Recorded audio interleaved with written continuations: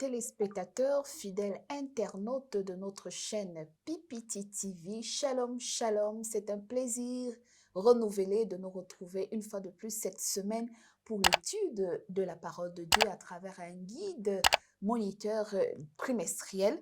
Et nous sommes parvenus au 4e trimestre de l'an 2024. Aujourd'hui, nous allons aborder la leçon 9 de notre étude de l'école du sabbat au travers de cette émission intitulée à l'école du sabbat, pour aborder les différentes leçons qui ont été tenues dans cette semaine à travers cette leçon 9 dont le titre est La source de la vie.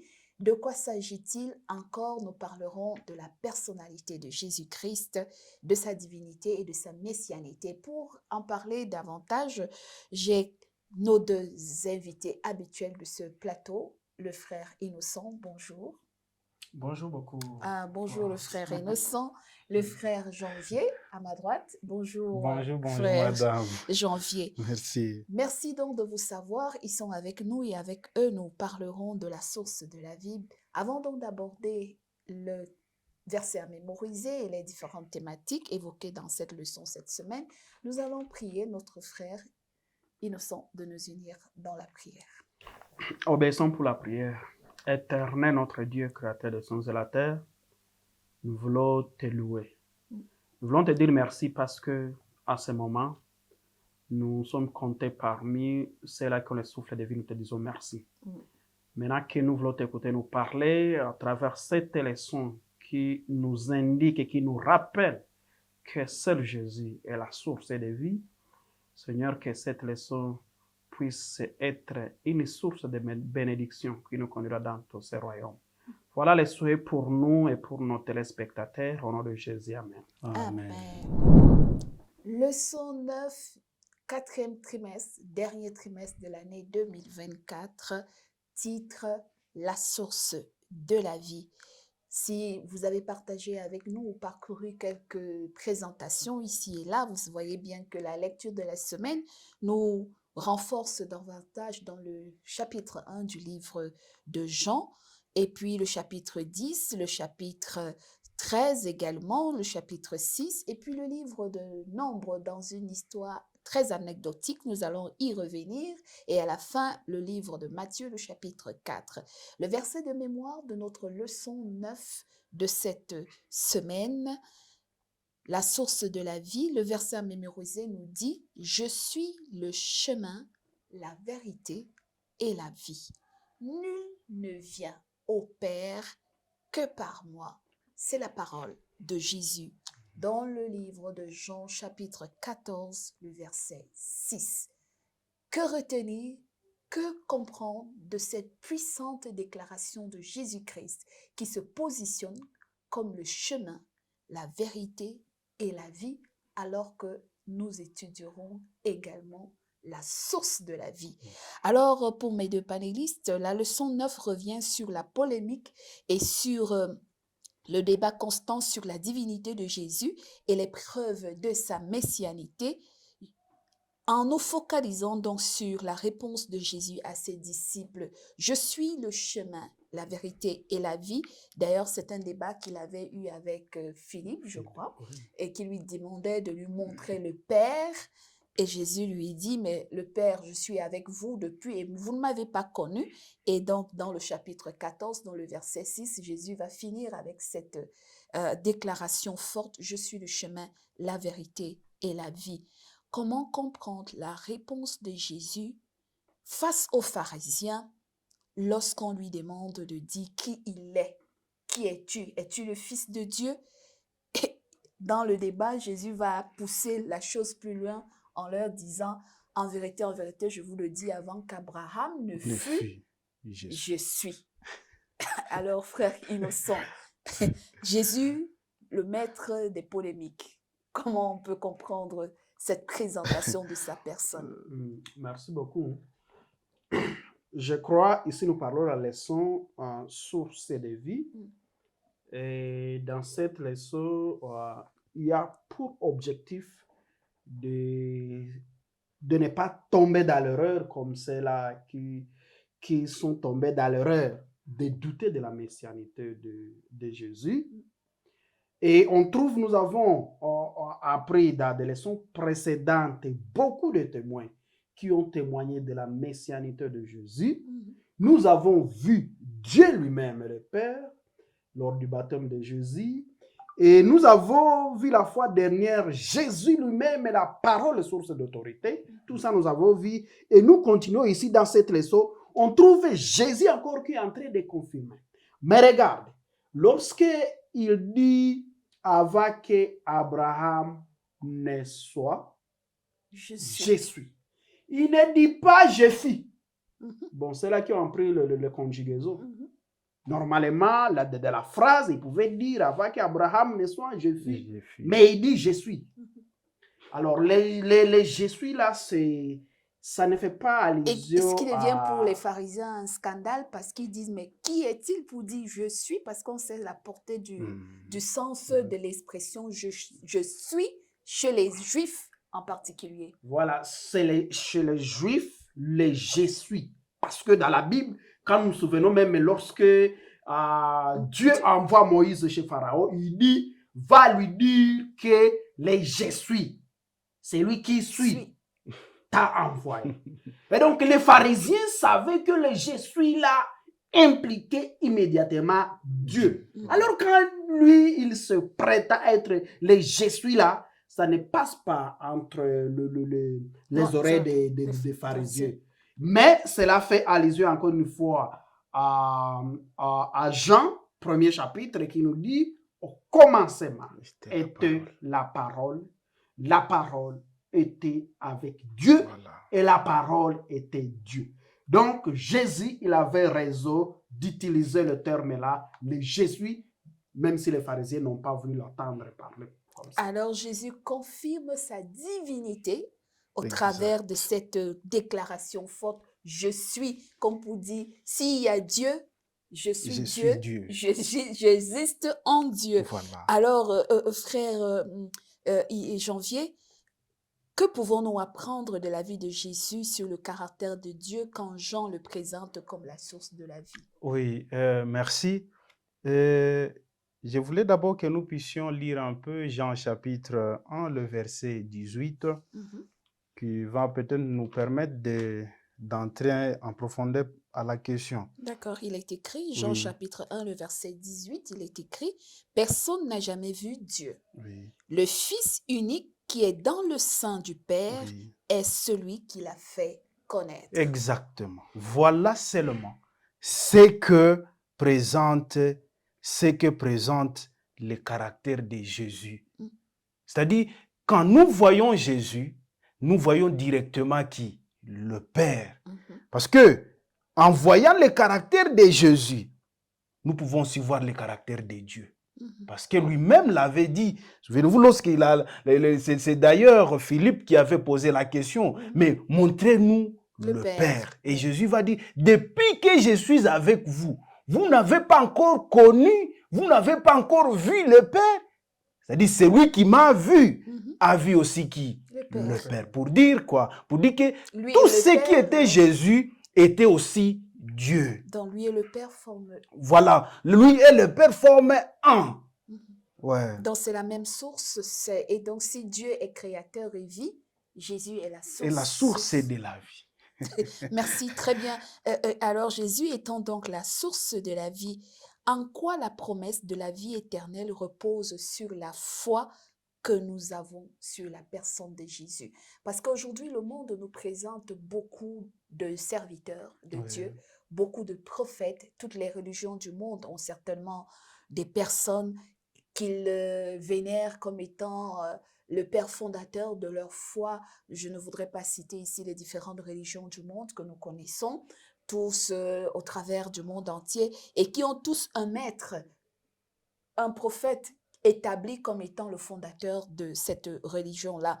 Mais pour nous aujourd'hui, en quoi la promesse de la vie éternelle repose sur la foi que nous avons, selon ce que Jean nous déclare, quand Jésus dit « Je suis le chemin, la vérité et la vie », en quoi notre foi repose-t-elle par rapport à la promesse du salut et de la vie éternelle en la personne de Jésus, frère innocent?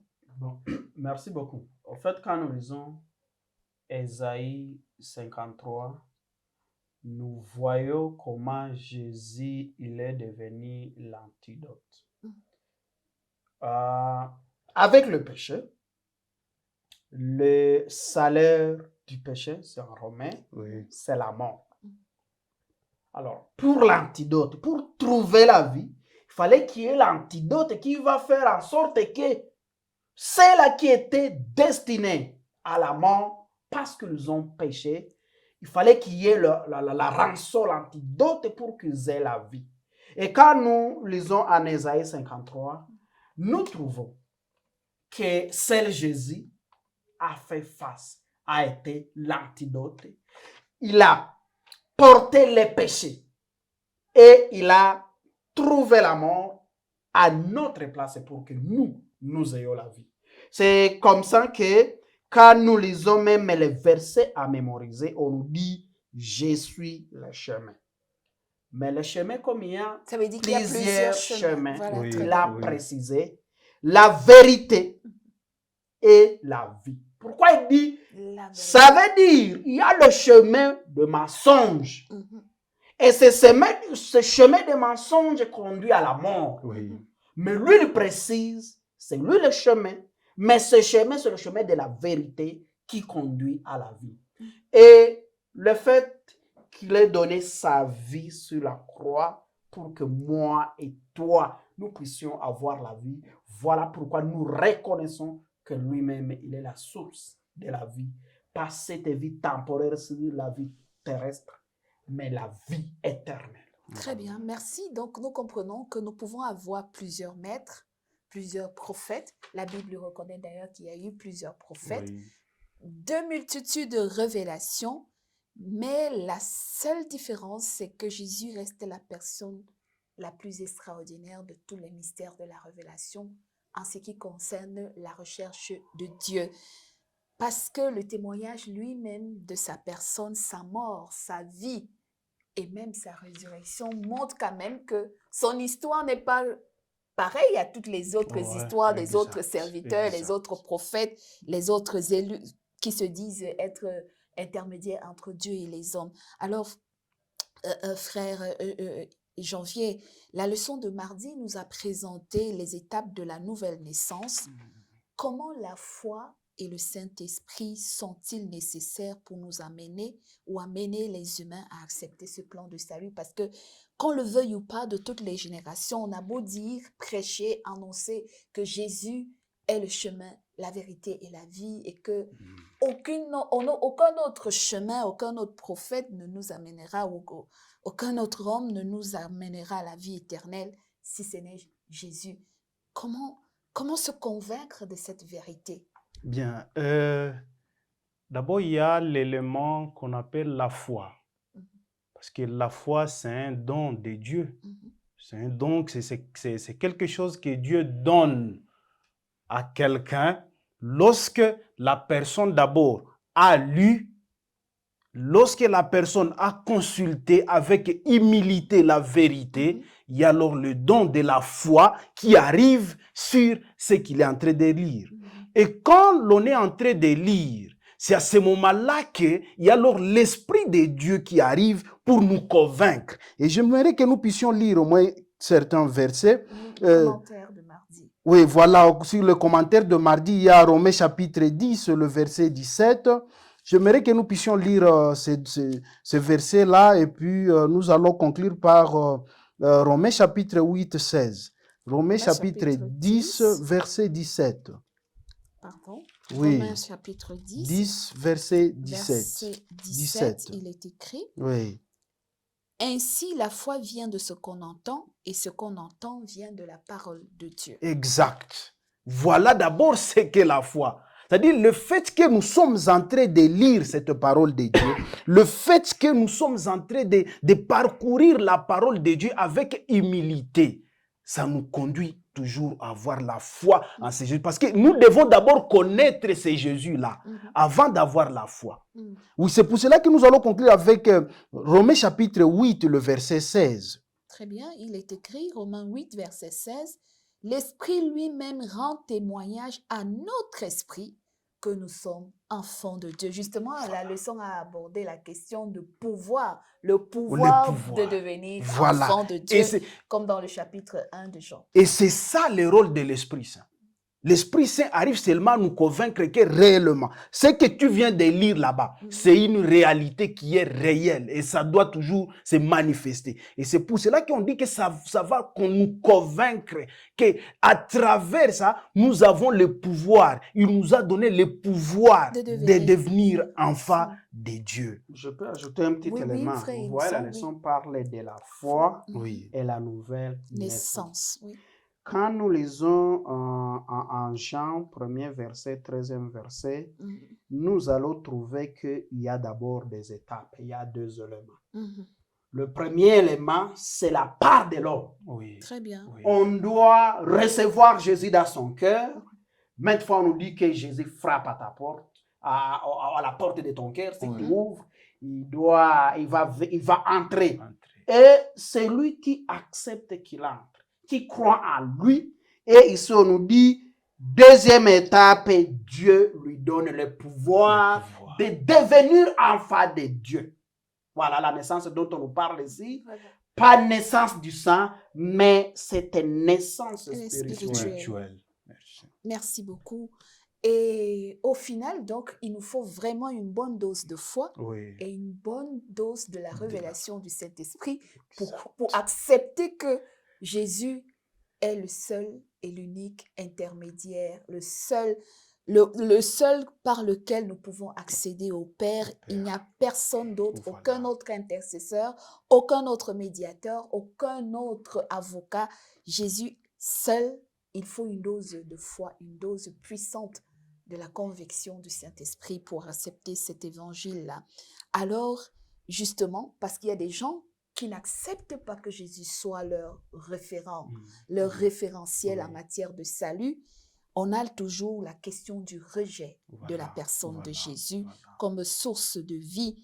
Quel message pouvons-nous adresser à ces personnes pour les amener à accepter? Parce que justement, la leçon de mardi nous a parlé d'abord, la première étape, c'est l'acceptation.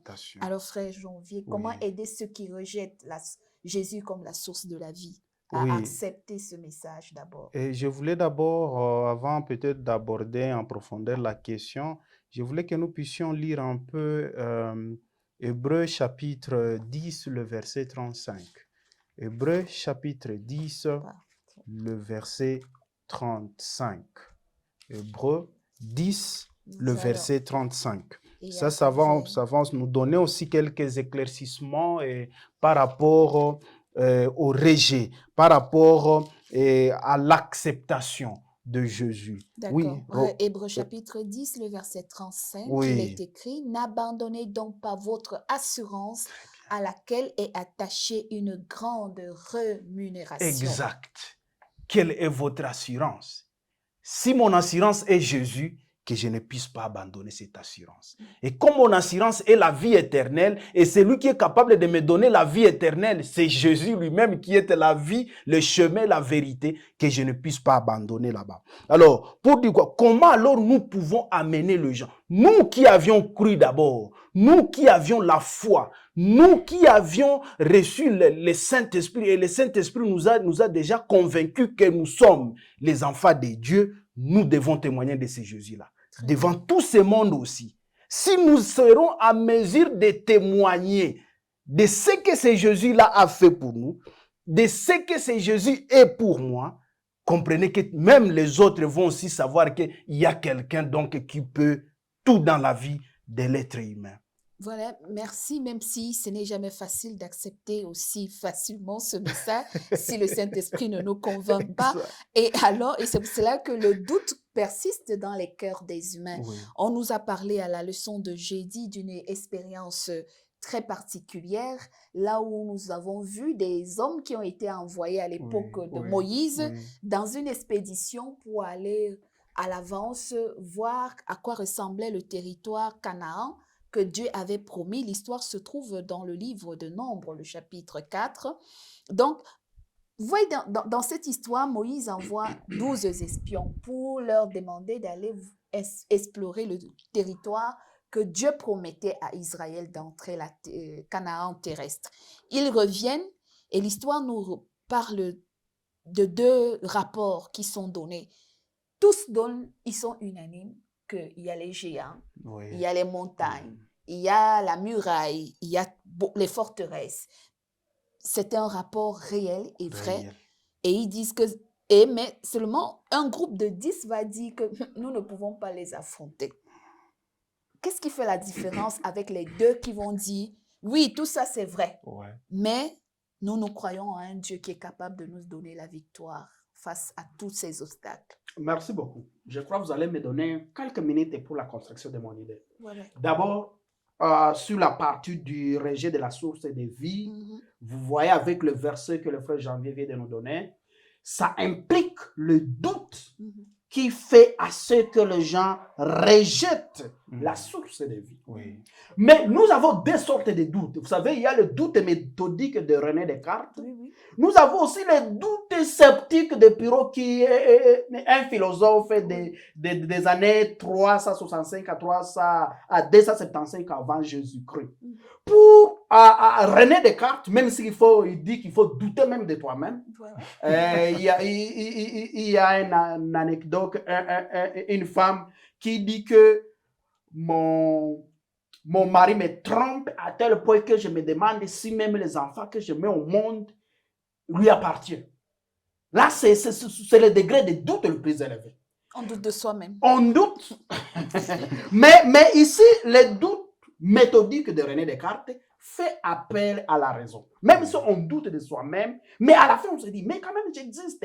Comment je suis parvenu à la terre? Mais le doute sceptique de Pyrrho, le philosophe là, qui est devenu populaire à cause de douter de toute connaissance qui existait à son époque, c'est le doute un peu comme des pharisiens, où il y avait même des preuves, mais ils ont refusé catégoriquement de croire. Par contre, le doute méthodique, quand Thomas il dit, moi, je doute que Jésus soit ressuscité, mais lorsqu'il qu'il trouve des preuves, il accepte. Alors, je prends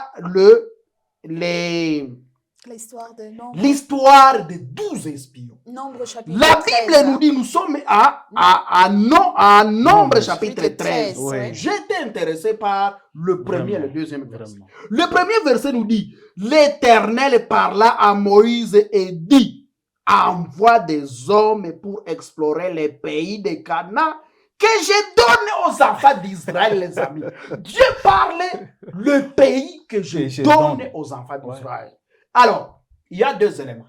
Il y a le règle selon les humains et il y a le règle de Dieu. Okay. Tout le monde, comme les 10, quand on soumet tout ce qu'ils ont vu là-bas aux règles des humains, les 10 avaient raison. Mais Dieu ne les a pas donné raison. Pourquoi? Parce que ces gens, ils connaissaient les règles de Dieu. Les règles de Dieu, ce sont ces règles. Les règles des humains, ils montrent que après etc., quelqu'un ne peut pas concevoir et mettre au monde. Mais les règles de Dieu montrent que Sarah peut concevoir à 89 ans quand elle n'a plus ce cycle mensuel et mettre au monde. C'est ça. Les règles des humains montrent que les arbres ne peuvent que pousser dans le climat équatorial et tropical, un peu tempéré que dans le désert, non.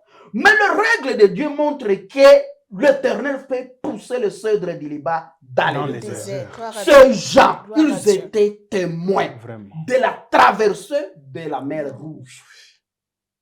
Mais tout à l'heure, ils avaient déjà oublié la parole de Dieu qui, quand Moïse leur a envoyé, leur a dit, allez explorer le pays que l'Éternel vous a donné. C'est ça. Donc, quand on s'éloigne de la parole de Dieu, on se perd. Et j'ai toujours dit sur ce plateau qu'il ne faut jamais avoir un CV vide avec Dieu. Ces gens, ils n'ont pas fait référence à la traversée de la mer Rouge. Ils ont eu un CV vide avec Dieu. Voilà pourquoi ils ont donné les rapports qui a démoralisé. Il faut voir la conséquence. Voilà. Ce qui a fait que Dieu a dit que c'est les 2 qui ont donné les rapports et qui se sont appuyés sur les règles de Dieu. C'est les 2 vont arriver dans le Canaan. Voilà la conséquence. Merci infiniment pour cette richesse infinie Dieu nous fait tellement de promesses. Vraiment. Malheureusement, nous restons focalisés sur les règles humaines. On ne peut pas concevoir à 89 ans. On ne peut pas se marier à tel âge. Ouais, Je ne ouais. peux pas avoir tel travail. Mais Dieu nous montre que quand on s'appuie sur ces règles, il arrive parfois que Dieu transcende les règles de la nature pour se révéler puissamment en notre humanité. Alors, les obstacles existent dans nos vies. Toutes les épreuves, elles sont réelles, elles sont véridiques. Mais si nous les soumettons à notre logique humaine, nous allons voir que nous n'allons Nous pas y n'allons pas y arriver. arriver. Mais si nous nous confions au souverain Dieu créateur, certainement une lumière jaillira et le Seigneur se révélera à chacun de nous comme il le voudrait bien. C'est pour cela que évitons par devers un dernier mot, janvier, la condamnation d'avoir rejeté Jésus. Quel message donner à nos téléspectateurs pour clôturer cette émission? Oui, c'est d'abord revenir avec les livres de Jean, chapitre 3, verset 16. Ça, c'est le verset plus connu. Car Dieu a aimé le monde, il a donné son Fils unique, en fait que quiconque croit en lui ait la vie éternelle. Pour dire quoi? Pour dire que si moi et toi, nous croyons en ce Jésus-là, que nous n'abandonnions pas cette assurance, Merci. la vie éternelle. Merci. Et nous aurons cette vie si une fois nous restons toujours fermes et nous restons toujours dans la foi. Merci. Envers Innocent, ce comment précieux éviter Dieu. la condamnation? Je vais lire Jean 12, je ne vais pas commenter parce que c'est clair. Jean 12, 46 à 48, il nous dit, si je suis venu comme une lumière dans le monde, afin que quiconque croit en moi ne demeure pas dans les ténèbres. Si quelqu'un entend mes paroles et ne les garde point, ce n'est pas moi qui les juge, car je suis venu non pour juger le monde, mais pour sauver le monde. C'est lui qui me rejette et qui ne reçoit pas mes paroles à son juge, la parole que j'ai annoncée, c'est elle qui le jugera au dernier jour. Puisse Dieu nous aider, car nous attendons la parole de Dieu à ne pas endurcir nos cœurs, parce que c'est cette parole qui sera notre juge au dernier jour. Très belle conclusion. Merci à nos frères Janvier et Innocent qui nous ont enrichis de ces belles leçons, de cette leçon, la source de vie qui est la leçon 9 de cette semaine du 4e trimestre 2024. C'était donc la source de vie. Nous espérons que vous avez retenu l'essentiel pour éviter la condamnation. Nous allons demander au frère Janvier de nous unir dans la prière. Merci éternel notre Dieu de nous avoir encore révélé cette vérité. Accorde-nous, ô Dieu, la foi de vivre cette vérité. Et permets, ô Dieu, que nous gardions toujours cette espérance d'avoir la vie éternelle jusqu'à ce que tu viendras. Au nom de Jésus, Amen. Amen. Amen. Merci donc, fidèles internautes et téléspectateurs de la PPT TV. Vous avez donc écouté à l'école du sabbat, leçon 9, la source de la vie. Rendez-vous donc la semaine prochaine, plaise à notre divin Père. Nous vous recommandons de nous laisser vos commentaires, de liker et surtout de partager la vidéo autour de vous. N'oubliez pas la cloche de notification qui vous recommande également de vous abonner si vous avez aimé notre séquence. Au revoir et à très bientôt par la grâce de notre divin Père.